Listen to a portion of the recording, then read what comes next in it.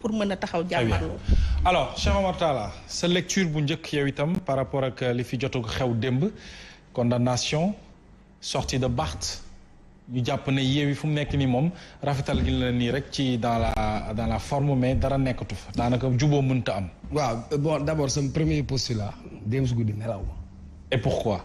nelaw ma parce que dama sëgg si article di ko xool.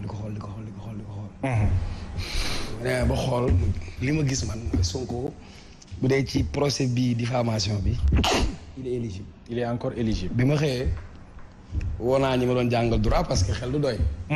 ma wax leen expliquer leen ñu ne ma sa opinion bi gis naa ko maintenant dinaa xaar bañ egg fa ma wala ma gis. du dëgg. d'accord alors ci lii démb xam nga politique dafa subtil parfois da ngay wax ne sax mu lay wax ay logique ma ne la sa logique boobu nga nekkul ak logique politique.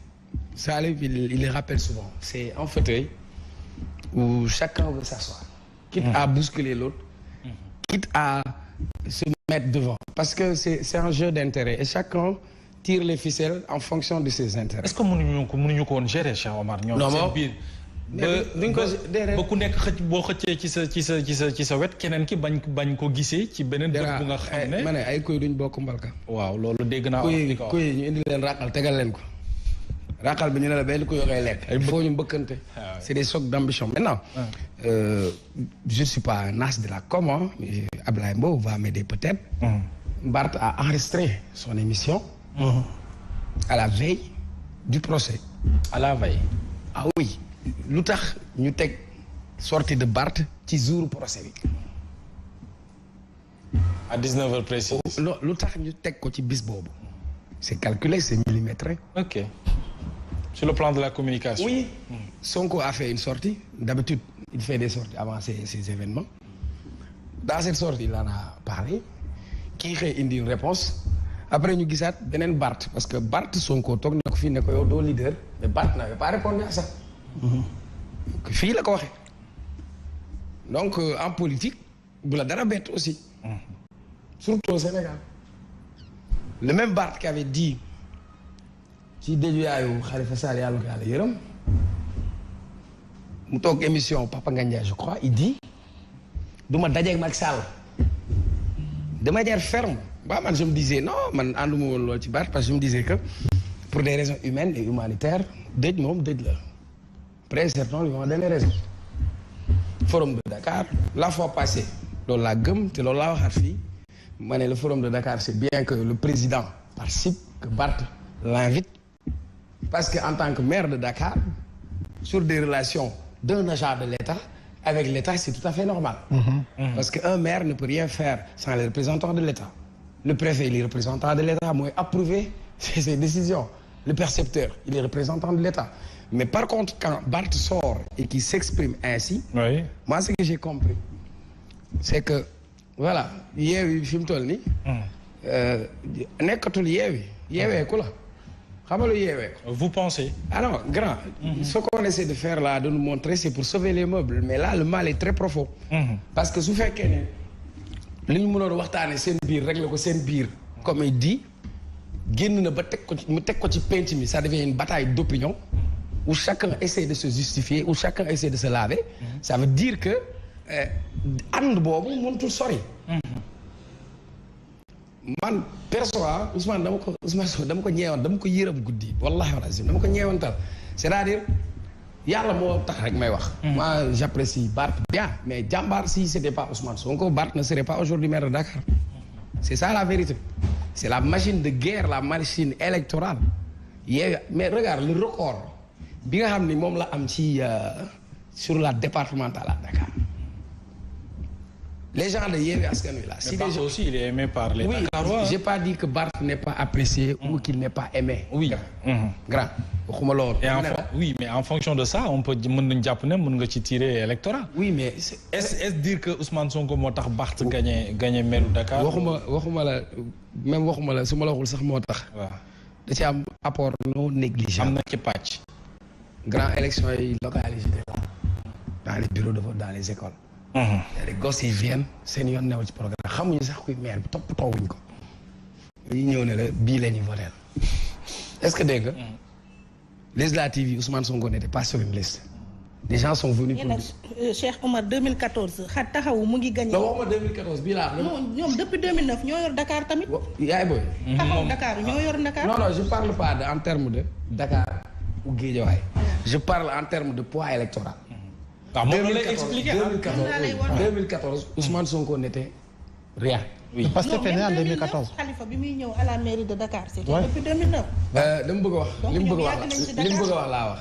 Barthélémy Diaz xam na ni en âme et conscience. que bu gagné mairie Dakar. mairie Dakar bii su ko gagné. Ousmane Sonko tax. Ousmane Sonko. wala joué na ci. waaye yow Ahmed Aïdara mais. leer na ko ne bu doon revue de presse bismillah kese. non c'est la machine électorale qu'on a mis en place hier. Seulement on peut pas j'ai beaucoup de respect pour Ahmed on peut pas comparer Barth et Ahmed hein. grand c'est-à-dire bu fekkee sur ma logique. de m'exprimer. allez-y ñu bàyyi la.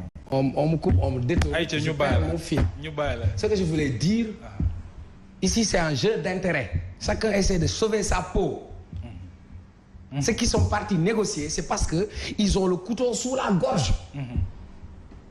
et qui se sont pas gênés ci bu ñu ñëwee. sur la table de la coalition dama ne la pour s'exprimer pour dire ceux qui sont allés négocier. mooy ñi Macky tër ba pare ñàdd leen ba pare. ok attends Barth sur le dossier Ndiaga Diouf. dossier bi yëngal nañ ko. pour wax la Macky quoi nu mu mel. bi ñuy àtte Barth di ko dugal ci kaso bi. ci nguuru Ablaye Wade la non. Macky Sall bi ñu ñëw da koo génne. bi Barth àndul ak moom ñu yëngalaat dossier bi vrai ou faux. bu ñu continuer ñoom ci seen logique. bu ñu continuer épée de Damoclès bi mooy mën nañu révoquer Barth. mu perte mairie de Dakar perte poste député bi. comme ils l'ont fait avec Khalifa Sall. le destin politique de Khalifa Sall et de Karim Wade machin est entre les mains de Macky parce que moom mooy toog au gré de ses intérêts. d'accord pour mën a bàyyi wala pour mën a bàyyi donc man li ma la bëgg wax mooy li am démb c'est synchronisé c'est calculé parce que quand mooy Sénégal kon bu kenn weddil kenn beneen bi Barth joxe ne version am si loolu. moi j'attends aussi la sortie de Ousmane Sonko pour nous dire si effectivement quand Barth était allé rencontrer le président de la République. woo na ko ba préalable ba ñu déggoo ci. mu waxal ñu tamit ba fa Barth génnee. la fa Barth wax na ko. ndegam loolu engagé na ko ak li ñuy wax ni qu'il accepté le dialogue aussi war nañu si édifier. d'accord parce que man je suis un partisan du dialogue parce que man loolu laa gëm c'est-à-dire quelle que soit l'adversité quels que soient les problèmes on doit pouvoir discuter pour trouver des solutions pacifiques pour l'intérêt démocratique mais dama ne la fii nii li fi génn mooy sama boppam la gënal.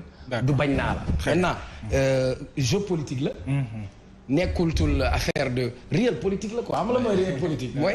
et en tout cas je vais vous dire Ousmane Sonko c'est un phénomène politique quand Ousmane Sonko est venu il a écrasé tout le monde c'est une machine il a écrasé ñi fi nekkoon opposition bi yëpp Sonko da leen mëdd xam nga mëdd. Sonko kañ la existé 2017 bi muy dem élection bële. c'est vrai il s'est imposé. non plus fort reste la duggee mais parce que y a un vide qui s'est créé. Il y avait ni Karim ni Khalifa Sall. Il y a personne qui est devant qui fait face à Macky Sall. Sonko est venu avec un discours radical il est venu pour porter le combat et effectivement. D'accord. Il a créé le vide autour de sa personne donc toutes ces personnes là ils ont intérêt politiquement à ce que Sonko ñii ñëpp xam nañ ni bu bokkee ak ñoom ci élection. amuñu chance ñoom seen chance amul léegi xam affaire bi lan la. am na ñuy toog sax leen gënal mooy booy bi na dee politiquement parce que booy bi su deewul politiquement. mooy li ma laaj sànq. ñoom duñu rëcc c'est comme équipe football. toi tu es un attaquant nekk nga si équipe bi lu yàgg. ñu xëy indi la benn booy boo xamante ne fu mu dëgg bal da koy duggal. mais da ngay ñaan yàlla booy bi damm bañ a dem coupe d'Afrique parce que booy bi su demee coupe d'Afrique yow doo am place. mais oui mais en fait sur le plan de la communication. quand même. tey jii nii damay jàpp ni le leader que Ousmane Sonko bi muy wax am na leader bu ma ne defe naa ni man sur le plan de la communication dama ne foofu erreur dafay am parce que dafa su ne am na benn leader bu yeewi forcément la personne incriminée la personne bi nga xam ne moom la ñu jàpp ne moo ko wax la personne sortira pour mën na ciy gis boppam non pour mën a tontu. man jàpp naa ni foofu erreur de communication la. pour parler clair quoi. bien sûr foofu erreur de communication la def te waruloon wax lii nga xam ne mooy benn leader bu nekk ci biir réew yi nee na ma. en réalité ça aurait été une haute personnalité. boo xam ne jege na ma jege nañu mi ngi nangam wax woon na ma et cetera. sur le plan de la communication. maintenant boo ñëwee sur le plan effectivement quoi qu'on puisse dire aujourd'hui dans Yewwi la locomotive qui tire les wagons. ben c'est Ousmane Sonko. mooy dawal Yewwi parce que c'est la locomotive.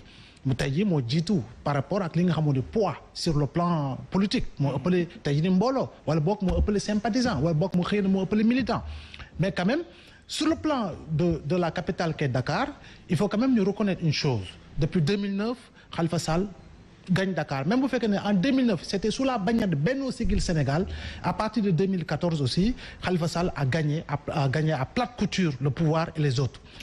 2009 Barthélémy Diaz est arrivé à la mairie de Mermoz sous la bannière de Benno Siggil Sénégal mais au-delà il a toujours gagné haut la main devant véritablement de hauts dignitaires justement du régime loolu moom il faut quand même ñu nongul ko ni am na au moins une base boo xam ne taxaw am na ko mais quoi qu'on puisse dire sur le plan national aujourd'hui par rapport aux résultats globaux des locales et des législatives kenn mënul naatable ni la locomotive c'était Pastef c'est Ousmane Sonko moo leen tiré ba véritablement ñu yegg si fi ñu yegg si mais l'un dans l'autre aujourd'hui man je dis encore une fois wax ji tontu kii wax na kee tontu na ko kee wax na kee kam tontu na ko mais pourquoi les gens ne s'attardent pas sur le fait que Barthélémy Diaz nee na itam Khalifa Sall bu nekkul candidat Sonko nekk candidat moom Sonko lay jàppale pourquoi les gens ne s'attardent pas sur.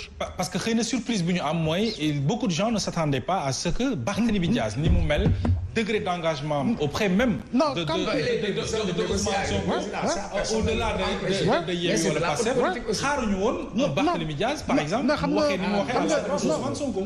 ça aussi c'est oui xam nga du point de vue de la communication. en termes d'affirmation et en termes de réponse. le contexte tam da koy justifier. situation actuelle da koy justifier. je pense que ñoom taxawu ñoom ils sont prêts à aller au dialogue. maintenant prêts à aller au dialogue. est-ce que le président Macky Sall va dialoguer tête à tête ak ki nga xam ne moo di Khalifa Sall wala partie prenante yi nga xam ne dana nañu bokk dialogue. parce que Mohamed encore une fois les Sénégalais ne sont plus dupes ne sont pas dupes et ne seront pas dupes comme j'ai l'habitude de le dire dans ce pays-là qui deal perd. qui deal perd. aujourd'hui sénégalais xam nañu kan moo deal naka nga dealee ak ko dul kon ku dealee perte nga. donc de ce point de vue am na ñoo xam ne itam on en parle beaucoup mais je pense que encore une fois indépendance la goo xam ne war nañ ko nangul entité ni man am naa indépendance ni choix bi laa def damay dem dialoguer. wax naa la ko laa dañoo fois Ndeye Fatou tey jii nii Mariama moo la yoral xaalis te Mariama sa morom la. topp nga Mariama ba sonn nangu laa fay da ngay wagasu amaana nu koy mbëkk amaana nga da nga koy pàdd waaye nag bu fekkee ne Mariama jooju la waaw bu fekkee ne Mariama jooju la yoral xaalis te joojoo maq la ay tànkam dëggul sëñ Saliou mais day naxtaan ak Mariama ba jot xaalisam léegi bu jotee xaalisam moom mooy xool après nag naka lay jàkkaarloo nag ak Mariama pour vraiment affûter ses armes et les brandir. donc mooy li Barth wax su ma la déggee mooy li Barth wax mooy combat yi fi jot di jaar yëpp ak ki ñu ko séqal maanaam gañewuñu ci dara. muy ci terrain beeg maintenant il faut changer. léegi taxaw léegi ça concerne yow mais plateforme bi nga xam ne yaatu na. mais plateforme bi les leaders aujourd'hui xoolal les plus en vue mais du ñoom ñëpp nee nañu dem ñoom. Bougane Gueye day dem dialogue. bu gëm sa bopp. Bougane a dit quoi. que du dem dialogue. bien sûr parce que pour lui dialogue c'est aller véritablement à un deal. loolu la gëm. Malick Gakou lu mu wax. dew ma dialogue parce que dialogue bi il assimile pratiquement un deal. pur aujourd'hui lan la wax lan demuñu. kii nga xam ne moo di Cheikh Tidiane Dièye lu mu wax. kii nga xam ne moo di ni ñu koy waxatee. Déthié Fall lu mu wax. kii nga xam ne moo di Abdou Mbaye bu bokkul Yewwi mais lan la wax. ak yeneen partie prenante. donc Mohamed mais ñooñu bu ñu amee liberté boobu. mais là est-ce que seetlu ko benn affaire ñi dem dialogue ñëpp. il y a une épée de Damoclès. mais non je suis désolé waa dëgg la mais dama ne encore une fois ba léegi partie prenante yi war dem mais sama problème xam nga mooy lan mooy dans une coalition comme Yewwi Askan nga xamante ne nii kenn naatablewul seen degré d'engagement sur le plan politique au Sénégal ak seeni fi ñu toll ci wàllu maqaama politique ci biir au sein de Yewwi am ñu ne demuñu am ñu ne dañuy dem. loolu lan ban jeexital. ban jeexital bi xam nga aujourd'hui jeexital bi boo xoolee ci wàllu yi force yi nga xam ne ñoo ne demuñu. par rapport ak kenn gum yi mu Yewwi kenn rek moo ne day dem de. muy taxaw. xam nga loolu mun na ne éclatement la. éclaboussement la. xam nga éclaboussement ak éclatement xaw nañu wute maanaam xam nga éclatement maanaam lépp tas na éclaboussement nag aspect moo tas si biir Yewwi te bu dee tas boobu day am. mais seulement kii dem n'est pas n'importe qui. waaw non kii dem n'est pas n'importe qui taxaw bu dee tey jii tasaaroo am na taxaw mooy taxawee ne. mais le reste aujourd'hui des parties prenantes ñoom ñu ngi former le noyau ba tey. noyau boobu nag defe naa ni foofu tam war nañ ci mën a attarder mais l'un dans l'autre xam nga ce qui est dommage Mohamed que le système politique au Sénégal soit ainsi bâti qu'on donne toujours l'impression que ni en réalité c'est un système fait de trahison. En fait loolu amul moral en fait amul moral alors que en politique moral dafa war a am as tuut déontologie politique dafa war a am as tuut te malheureusement boo koy xool mi ngi noonu mais encore une fois je dis leader yi bu ñu waxee bu ñu jëlee kàddu ba wax officiellement leur position su boobaa nag daañu si gën a mën a am lu leer parce que jusqu'au moment où nous parlons Ousmane Sonko le principal concerné waxagul dara ce sont ces lieutenants qui parlent mais demain dinañ wax mais bu waxee defe naa ni dina gën a mën a leeral aujourd'hui mais aujourd'hui boo jëlee F24 composante yu fa nekk c'est l'essentiel dinañ ci ñëw c'est l'essentiel tout à fait alors Saliou Joseph sénégalais yi loolu moo leen jaaxal muy posture Yewwi du